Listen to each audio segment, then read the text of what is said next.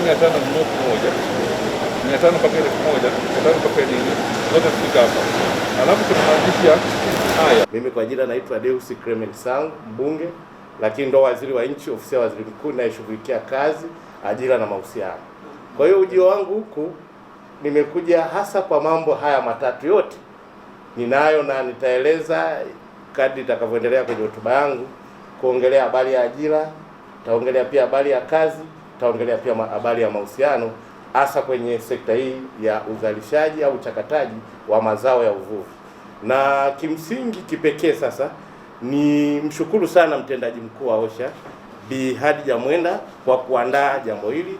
Najua katika sekta uchakataji wa samaki, viwanda hivi vya samaki vya uvuvi hivi tunavyo viwanda takribani 64 na moja wapo ni Omega Fish ambao nimekuja kuitembelea leo hii.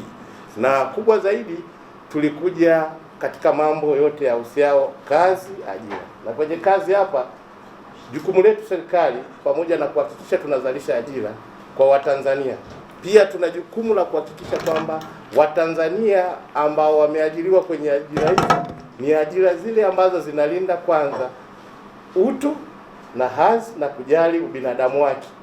Na hapa ndo tunakuja na OSHA ambao wanashughulika na kuangalia habari ya afya, usalama na afya mahala pa kazi.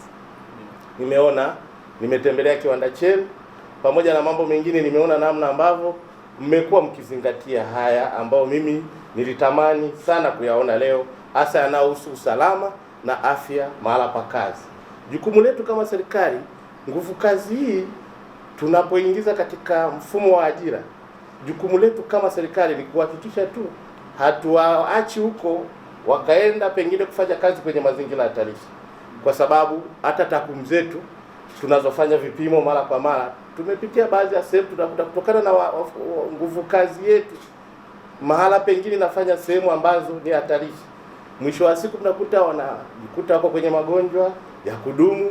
Na hii imeweza kuongeza mzigo kwa serikali, kwa sababu mfanyakazi tunatamani akifika mahali pa kazi isiwe ni sehemu ya kuhatarisha maisha yake, iwe ni sehemu ya kumfanya yeye apate kipato, lakini bila kuharibu afya yake, ili anapoingia, na tunavyojua mfanyakazi anapoingia mahali pa kazi anatumia muda mrefu sana wa maisha yake. Kianza huko anapotoka, kama alikuwa ni chuo au anaingia kwenye kazi, na ile kazi yenye mkataba wa muda mrefu inamchukua muda mrefu sana. Kwa hiyo inatakiwa kama serikali tuna jukumu hilo, na ndio maana taasisi yetu ya OSHA imekuwa ikifanya majukumu yake ya kuangalia usalama na afya mahala pa kazi. Na leo sisi tuko kwenye hichi kiwanda cha Omega Fish Limited.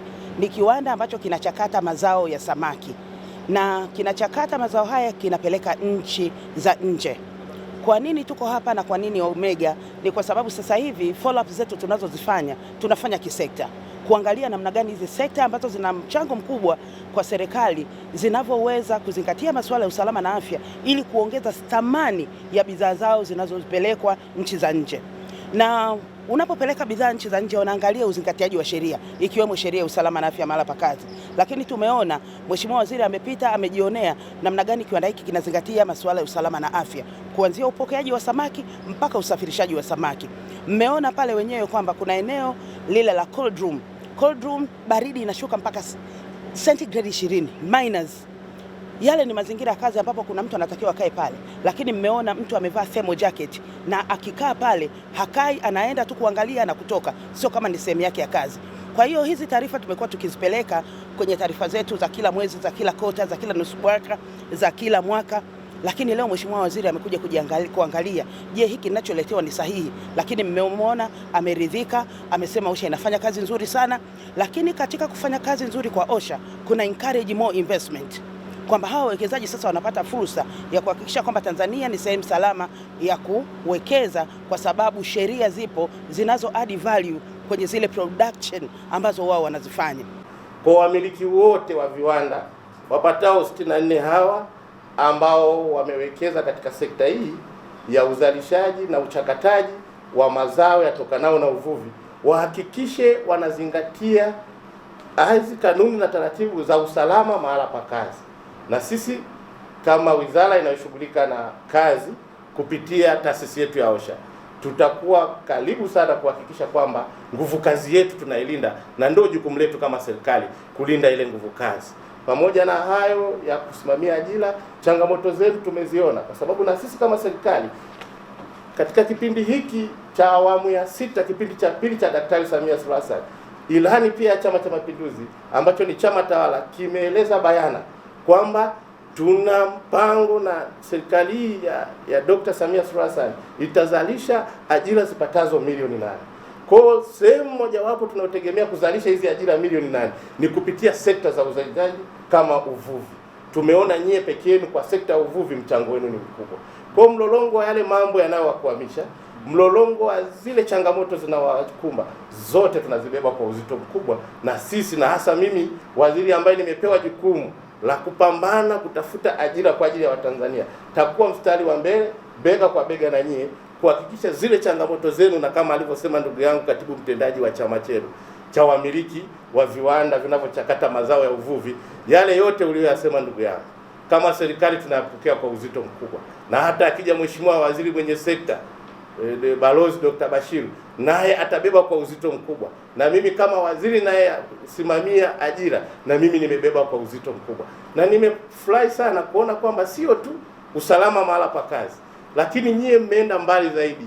Nilikuwa naangalia, je, mna comply na upelekaji wa michango kwenye hifadhi za jamii NSSF? Nimepata taarifa kupitia Human Resource Manager afisa utumishi, na nimeona hapa kwamba nyie mnachangia NSSF. Pamoja na kuwa viwanda bado vinaendelea, tumeona uzalishaji unafanyika pale, lakini ukiangalia kuna baadhi ya meza zilikuwa ziko empty, hazina watu. Ile ni ishara kwamba kuna upungufu mkubwa sana wa rasilimali ya samaki kwa ajili ya kuchakatwa, na kuna sababu nyingi ambazo tumezieleza kwa kipindi kirefu sana. Sababu mojawapo kubwa sana, Mheshimiwa Waziri, ningependa pia ulifahamu, ni swala la matendo yanayofanyika kwenye ziwa letu, matendo haramu ya uvuvi. Kumekuwa na matendo ambayo yamekithiri yanayofanywa na wavuvi wetu katika shughuli zao za uvuvi.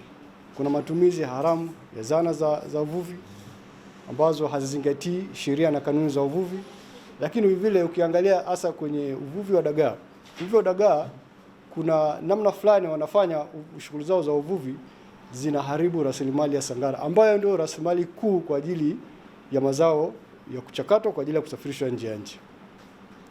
Kwenye uvuvi wa dagaa kuna nyavu moja inaitwa Japan. Ni nyavu ambayo ni hatari sana kwa ajili ya uendelevu wa rasilimali ile. Swala la upungufu wa samaki limeathiri upande wa ajira kwa kiwango kikubwa, kwa sababu miaka ya nyuma sana tulikuwa tuna uwezo wa kukata samaki tani 65 kwa siku, na wafanyakazi walikuwa kwa siku wafanyakazi zaidi ya 200. Lakini kwa sasa, hasa katika hii miaka 4 hapa mpaka sasa hivi, hali sio nzuri. Tumepungua, sasa hivi tunakata 20% ya uwezo wetu, na wafanyakazi wamepungua kiasi kwamba sasa hivi almost tuna watu waliopo katika mkataba ni kama 85 hivyo. Kwa hiyo athari ya upungufu wa malighafi inaathiri pia ajira.